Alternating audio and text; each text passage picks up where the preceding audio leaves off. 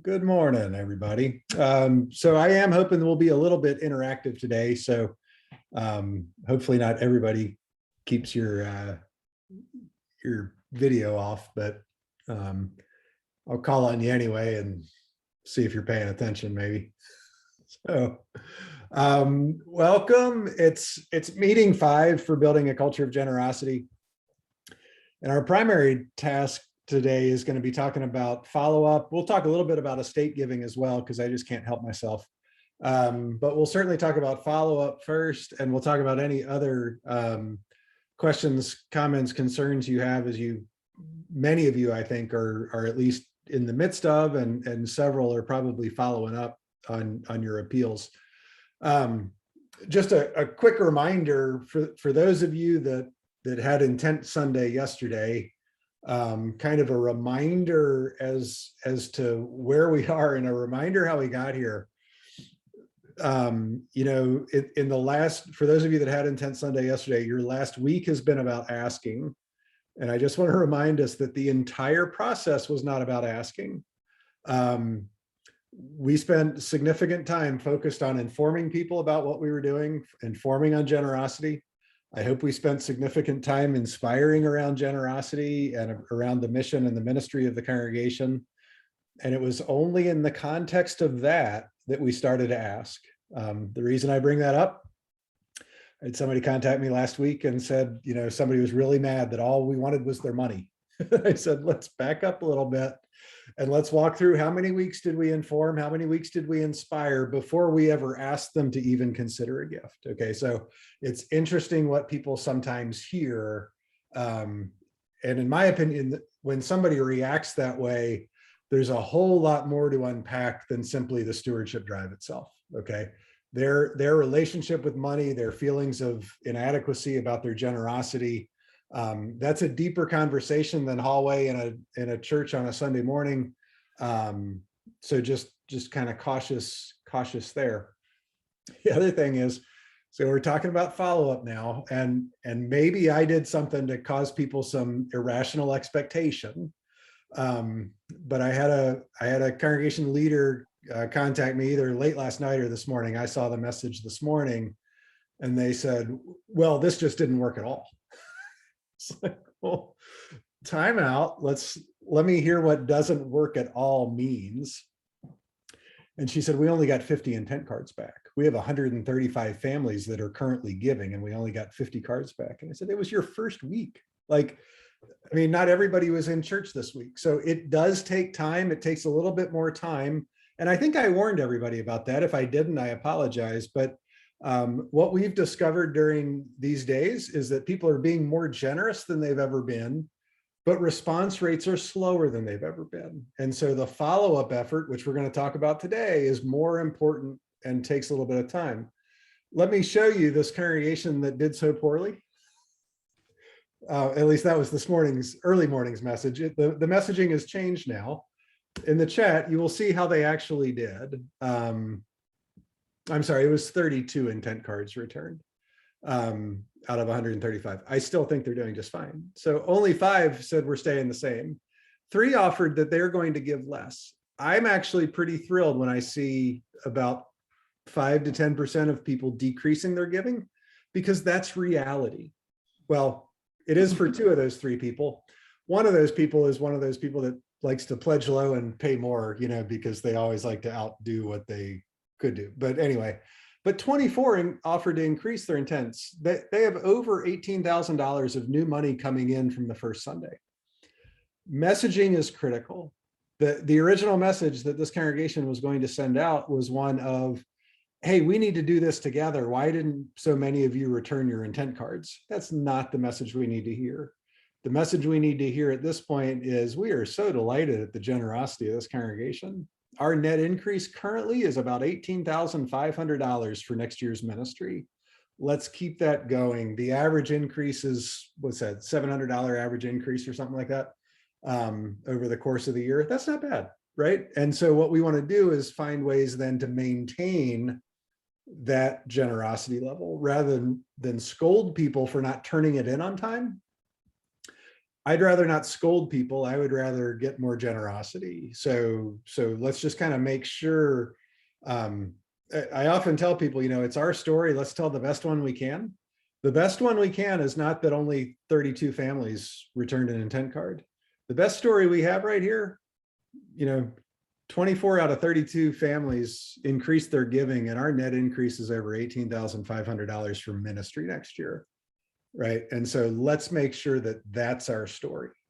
If it's only about the count, how many cards you get and what your total dollars are, that the way in which we've reported stewardship results for the last few decades, at least while I've been alive, really never actually tells a story. We tell people how much overall dollars we have. Well, if one of your most significant donors dies, moves away, or doesn't turn in a card, then it's going to look bad and it's going to look like scarcity. Instead, 24 out of 32 people increased their gift and our net increase is 18,500. What's the better story? Right. So let's make sure we tell that story.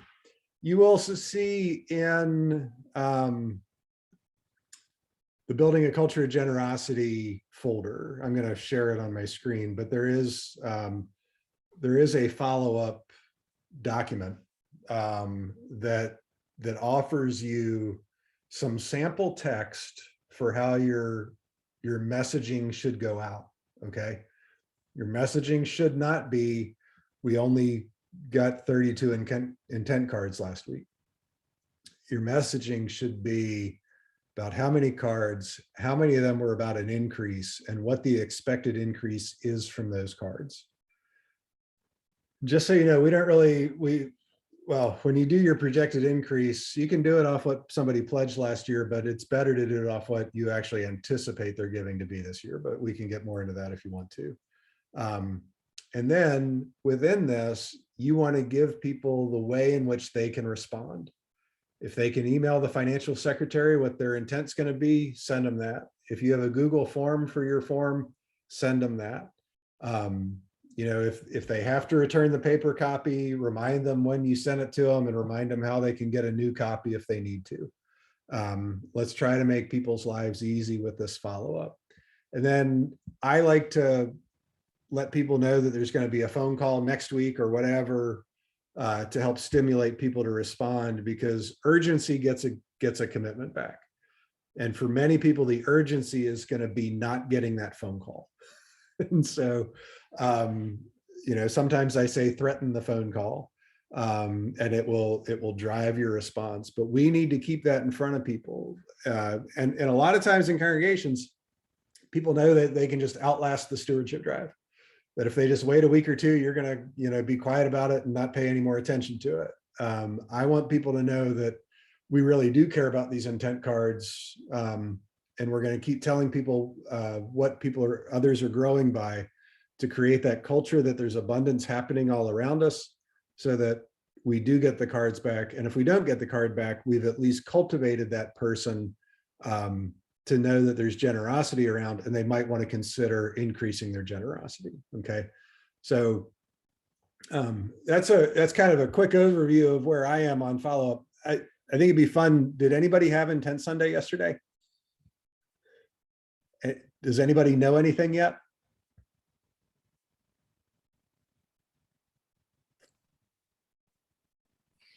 Yeah, I'll speak. So I don't know who's talking otherwise. So in White Rock, South Carolina, we did it, and I've been here since June. We hadn't, to my knowledge, they haven't done that in many years. So we have a smaller group. Our goal was 30 and we've got 19 already. So that's pretty cool. I'm still processing some of the numbers that like you have, but we're excited about the seemingly positive response to the campaign. Great. Have you had any chance to look? I mean, do you feel like there's increase happening, or? Yeah, I think I would say over half of them were an increase, okay. Which is, I used your card. So over half of them, I think, were an increase, and some stayed the same. But I think bottom line is they all thought about it and actually put some intention behind their giving instead of the sporadic kind of thing. That's good. That's good. Well, good. So now you've kind of got what you need. Tell that abundance story. Tell the story of those that are increasing. Sometimes what I'll do is if I see somebody grew like by a lot, and I'll let you define a lot based on what you're seeing. I might get their story, and whether I have to tell the story anonymously or they'll actually witness to their story.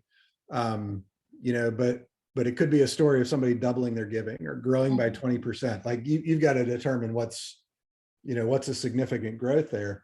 I mean, this congregation I just showed you, I mean, that's a $700 average increase. There have to be some significant ones in there. I want that story to be the story that people hear. So it's not just, we can give them the aggregate story, that's helpful. But then when they hear that Bill and Sarah have decided to grow by 28% this year because, or one family has chosen to grow by 28% because, that's a fine anonymous story, but good. Well, you're well on your way. And to be 2/3 of your way to a goal on the first Sunday is delightful. Like, I hope nobody feels beat up if you are 2/3 of your way or even halfway towards your goal on the first Sunday. I think you're doing okay. How you do this follow-up will kind of determine how much more you get. And remember too, follow-up isn't just about securing the card. Follow-up is also cultivating the people who aren't going to turn in a card. I mean, we're still cultivating everybody that hasn't turned in a card, but we're very much cultivating those who won't turn in a card so that the story they start to hear is growth happens here. So, right. Florzel, I think you were starting to share something. Right. We're probably in the same boat as Pastor Lemberger.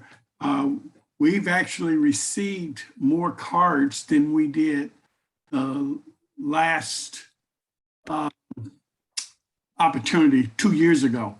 So I'm very encouraged, and I did not look at any of the numbers. I wanted the Holy Spirit to check those numbers out before we started going through them. But no, we're very encouraged with the number of participants this year. Great. Florzel, remind me what congregation you're with. Bethel Lutheran in Gary, Indiana. Great. And so I just encourage you, check out those emails I've got in the Building a Culture of Generosity folder to kind of help you, once the Holy Spirit takes care of, what she's doing, then make sure you send out some messaging to share it back with the congregation. And if any of you need any help with that, shoot me an email with the text of what you're going to do. And I am so thrilled that this person who thought they had a terrible response contacted me before contacting the congregation. I would much rather help you with messaging than have you give the wrong message. So anyway, I'm delighted to hear it, Florzel, and I look forward to hearing what the actual responses are in there. So good. Anybody else?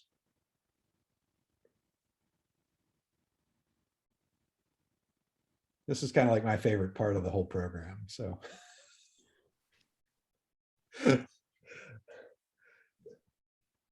Anybody have an intense Sunday this coming Sunday? Yeah. All right. Mike, I just want to share that our entire process due to your book has just totally flipped how we spoke about stewardship from the get-go. It was a blueprint that we followed. This being the first year, most of the people that did the intent stories got it, or to some degree got it. And we can only kind of build on that every year. Mm-hmm. But it was just fabulous to be able to speak honestly and joyfully about the different ministries that and the generosity that we've shown throughout this past year, especially through the pandemic, and remind them that although our church doors were closed, our church ministry continued all through that. And we just were more creative in figuring out how to do that remotely or drive through purposely. But we haven't, we did have Intent Sunday. But our pastor is really involved in this. Is a new pastor. We just ordained him last weekend, and he's on vacation now. So, and he wants to be part of this. So we are honoring that to allow that, you know, to be part of it. And it's okay to build, like, I wonder what we did. I think it's okay, you know. Yeah, you know, if you can find, if there's any way you can get one or two stories, maybe not the aggregate overall, you can say pastors on vacation will get a full report soon, but we have to tell you 2 stories of generosity that happened in this. So you might be able to get that from like your stewardship team members. Okay. Or just somebody talking about the ways in which they maybe see the ministry differently, or the you know, their ability to be generous differently. I would give people a little something that plant the seed that some generosity did happen, and we'll really dig into that next week. Once, like, nobody should go on vacation during stewardship season. We'll cut them some slack there. But we are still collecting cards Wednesday and this next Sunday. So I mean, it's not like it's over. Right. Oh no, I'm confident it's not over. So, and remind me which congregation y'all are with. Adoration Lutheran in Greenfield, Wisconsin. And thank you for the to those who are here. I did send Mike a draft of generosity story that I was going to share with the congregation, just to ask his input, and he helped me a great deal. So thank you, Mike. Sure. Oh, that's kind of what I do. So sure. happy to do it. So I got a phone call from a church in Texas yesterday that their response was so good. A smaller congregation, but they got 24 intent cards. They had a goal of, they had a challenge gift if they got 20. So they got 24. So they achieved the challenge goal. And then they had their annual meeting right after. And people wanted to be more generous once the annual meeting came around. So instead of wanting to cut anything, they wanted to invest more money into some of the different ministries that they were expanding. So it began to create this groundswell of abundance thinking that, you know, we don't always have to be about cutting. We can be about expanding. I'm going to try and get a little bit more of that story some other time. Right now, it's just a message on my phone. So we didn't actually talk. But I mean, that's what this can do. And the way in which we tell our story can help it happen. Because if we let people know, well, it's going to be a tough year, well, then it's going to be a tough year, and we'll live into that self-fulfilling prophecy. So let's make sure we tell the best story. So, and again, let me help you with that. Anybody else have any results or anything to share? Any concerns, Tom? Yeah, we had our Intent Sunday this week. Got our results, preliminary results. So far, we've gotten 28 back, which is more than 50%. Last year we had 39. We're actually going for 40. I think we're probably going to get there because a number of them are still coming in on electronically, which has become, in the last year or so, become our more preferred way almost of returning them. And last year took us a few follow-up calls to get all the way to the 39 we got. So I think we were in pretty good shape. We're probably about where we were a year ago at this point. Are they trending more generosity, or how are the cards? Yeah, I think my preliminary numbers showed like an increase of 7%. For the most part, they've been going up. We've had some that are huge increases, and only one or two that had actually gone down, but most of them have been up. So it's trending pretty well, I think. That's great. And anything you can do to capture those stories of the big increases, whether you need to tell the story anonymously or, you know, if people will tell their story, that will really encourage others. You know, it's the whole back to I forget if it was the first or second session we did together on generosity stories. Those generosity stories are really helpful now. in the process of the appeal. They're helpful throughout, but they're really helpful now as they start to affirm people. Because when somebody does increase their gift, they want to know they're not the only one. And so as they start to hear stories of others, then they're affirmed in their decision to increase, and there is also the chance they'll be even more generous. So I encourage you to get those. And I'm not thinking you were going to do this. The overall trending of 7% increase, it's okay to share that like publicly with the congregation, but I would do it in the midst of other people hearing, and here's a family that doubled their giving, and here's a family that grew by 25%. Or a specific. When I reported just the preliminary stuff on the 24th, you know, we the early ones, we had several, or I think at that point our average growth was about 12 or 13%. I was able to show that on the first 10 or so. It slowed a little bit these later ones, but that wasn't a total surprise. Yeah, that's great. That's great. And Tom, remind me which congregation you're with. Peace in Knoxville, Tennessee. Okay, thank you. Great. All right. Anybody else got anything to share? I could do this all day. All right. So for those of you that are about to have Intense Sunday, or you know, this just kind of shows you how to message right away. And if you're struggling with what your story is, that's what I'm here for. Okay. If you think you had a terrible response, don't tell anybody anything until you talk to me or send me the results. All right. Because I'm not seeing terrible results anywhere. I'm hearing tremendous generosity stories. And so doesn't mean you can't have it, but before you tell anybody you didn't have a great result, let me hear the story first and dig into those numbers. So anyway, very good. And remember, it's on the website to find my suggested email follow-ups. I suggest doing a second week before you start your phoning, just because it just takes a little while now. You know, not everybody's in church every Sunday. Not everybody's paying attention to your virtual service every Sunday. So, you know, give people a chance to get it in, and then certainly start calling after about the second week or so. All right.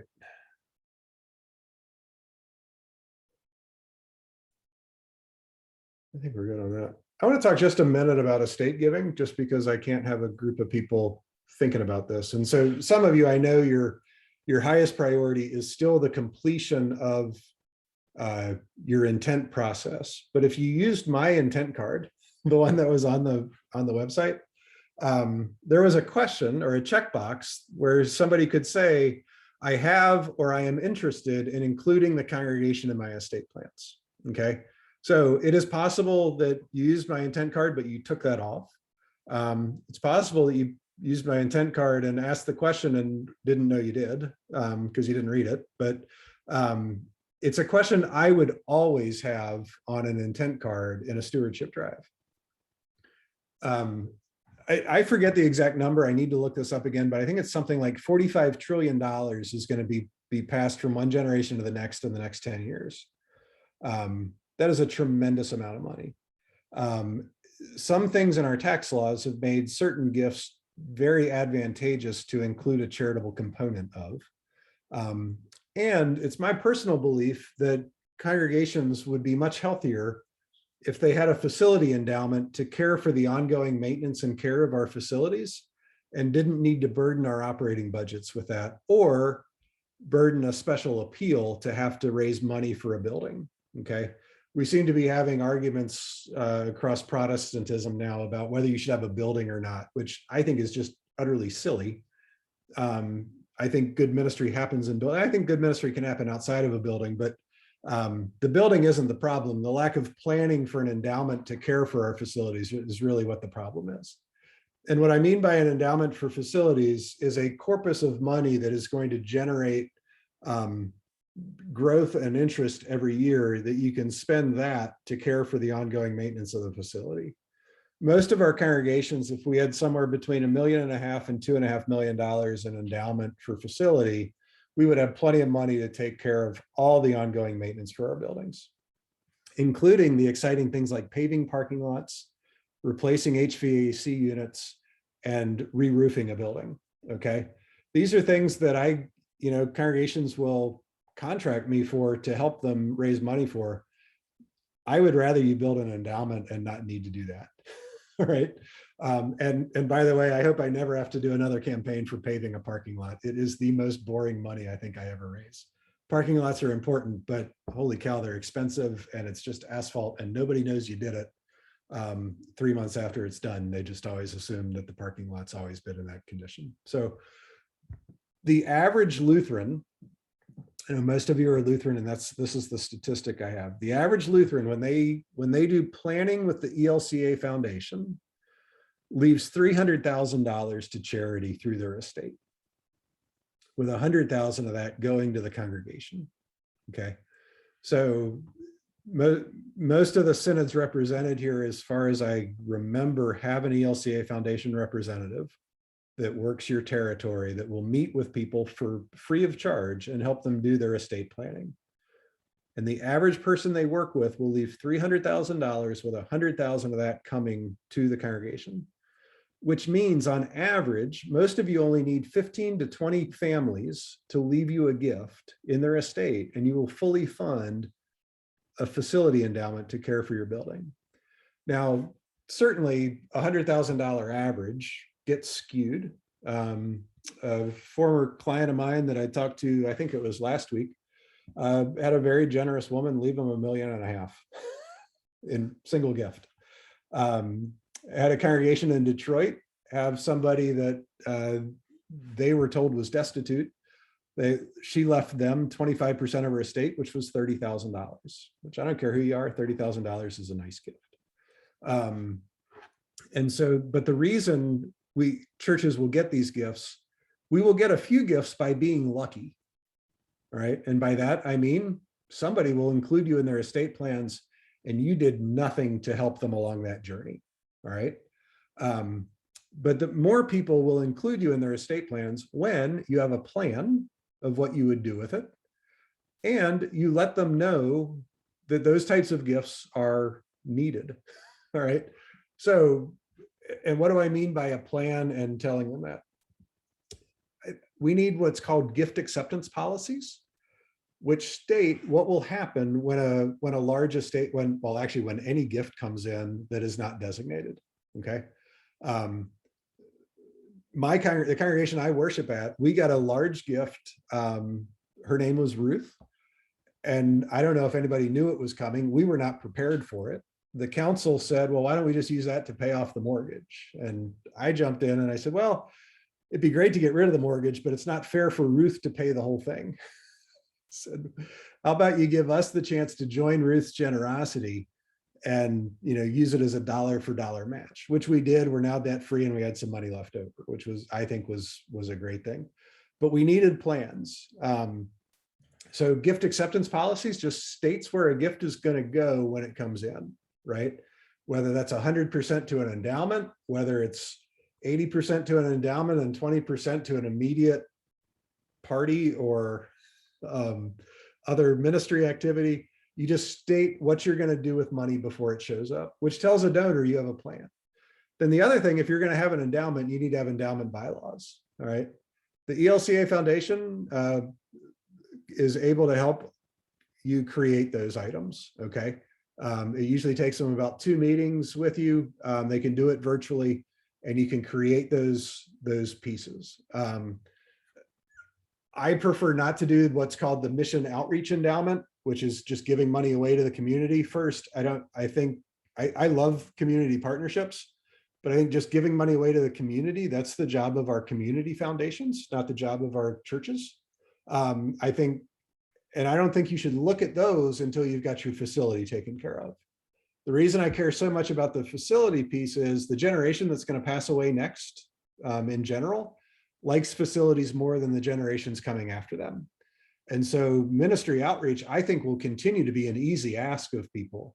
I think facility care is going to become a harder and harder ask for people. So let's let the generation that built the facilities, who loves facilities, endow them, have them taken care of so they can continue to be a long-term blessing. And then let the next generation have the privilege of just giving money away to ministry partners and expanding mission and ministry. That's my thought. You're allowed to disagree with me.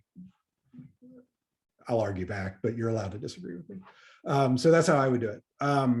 So you have gift acceptance policies, you have endowment bylaws, and then just as we did in the annual fund, periodically you have people say, hey, we've included the congregation in our estate plan, and here's why. You create those generosity stories, and you periodically bring in the ELCA Foundation to do a workshop so that your people can learn. Or when you're visiting with somebody, you say, hey, have you included the church in your estate plans?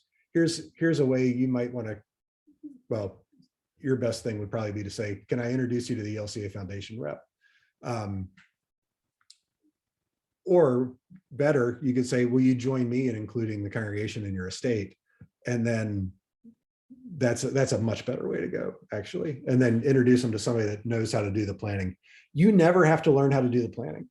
In fact, none of you on this call should ever learn how to do gift planning with somebody, right? Unless you leave your current position and you go work for something like the ELCA Foundation. But what all of you should be able to say is, join me in including the congregation in your estate. I was 29 when I left my first estate gift to a ministry organization. Now, I had 2 kids at the time, very young, and we were not wealthy enough that they would have been taken care of. I left a secondary beneficiary policy at that time. So unless all 4 of us died, the charity wouldn't have gotten anything. Now that charity is in a much more, they're going to get funded regardless of who all dies and when. So they're great gifts. And for me, plan giving is the great equalizer, because everybody has an estate and everybody can leave a percentage of that estate to charity. I often tell people, if you found tithing during your lifetime hard, do it when you die. It's a lot easier then. You won't miss it at all.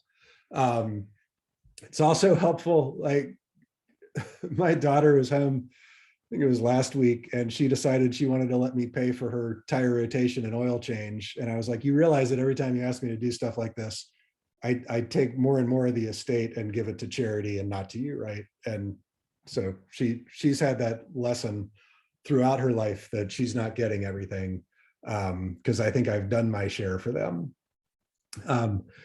So estate giving and plan giving is also not something like the annual fund where you simply do a drive and you're finished. Too often in churches, I see, well, we asked the question back on the stewardship drive, so we're not going to talk about plan giving ever again, or maybe until next year's stewardship drive. It needs to be a regular thing to do. I actually think liturgically, it works very nicely next Sunday to mention people who have passed on that left, gifts in their estate, to kind of have the thank you list of those people who have done that. I think it fits. You certainly recognize everybody that died in the last year, but you can keep up the list of people that have passed on who have included your congregation in their estate plans. And then I would include a little coupon if you'd like to join them in that kind of generosity, or if you'd like to join me and them in that kind of generosity, would be an even better way to say that. Then we invite you to do so. Plan giving is often called the win-win-win of charitable giving, because you're able to give to charity. Sometimes you're even able to increase your own income during your lifetime. And sometimes you don't even take money away from inheritors.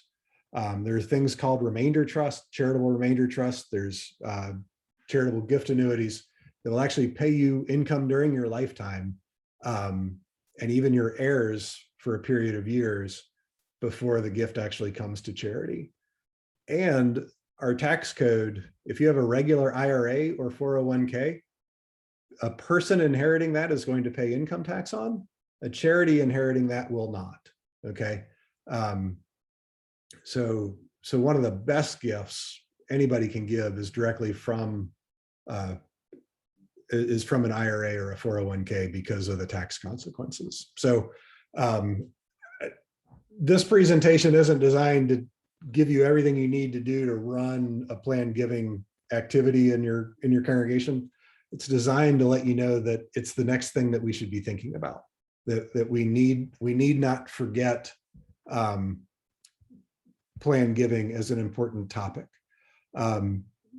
We, in our Stewardship for All Seasons program, we have a track on planned giving that is designed that at the end of the 5 months of working on it, you end up with bylaws, gift policies, and you've begun to ask for your first estate gifts from people.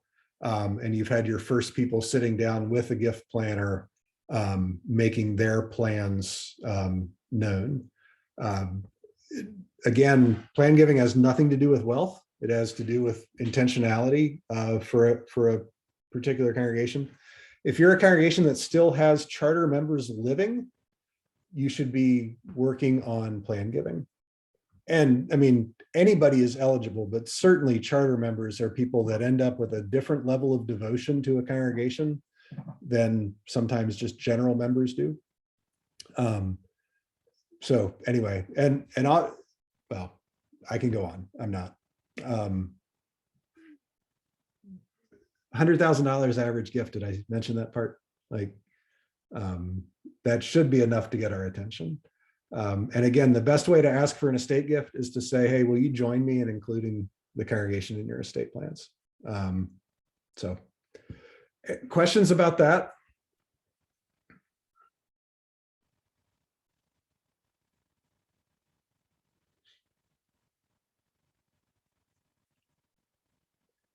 We really need to move away from just getting lucky with planned gifts and being very intentional about them. The church I served in Charlotte, we did some very intentional work. Those gifts are beginning to mature. And I think it was 2 years ago, they got over $750,000 in planned gifts coming through. But they also had a planned gift or a gift policy. So they knew exactly what they would do with them. They tied them to the synod, they put them in the endowment, and now they're a blessing to the long-term health of the congregation. I've had other congregations without gift policies, get big gifts, and giving to the congregation from the rest of the membership goes way down because they got this money sitting around without any idea what to do with it. And people are like, well, if they don't know what to do with that money, why do I need to give them any of mine?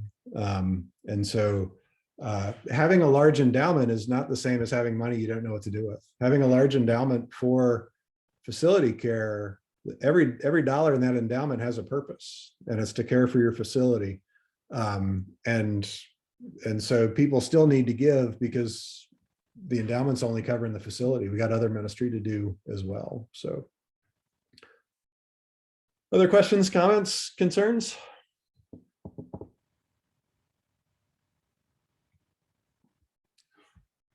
So moving forward, continue to nag for those intents to come back, finish up strong, tell your story in a way that reminds people of abundance and helps, encourage generosity from those who haven't yet responded. And just kind of keep after it for a few weeks. Our next meeting is just a couple weeks away, and we're going to talk about end of year giving at that time. Okay, so we'll probably touch base a little bit about how you're really finishing up in your appeals, and then we're going to talk about how to stimulate really strong response at the end of the year. All right, so that's kind of how we finish and where we'll be with that. So I'm gonna end the recording.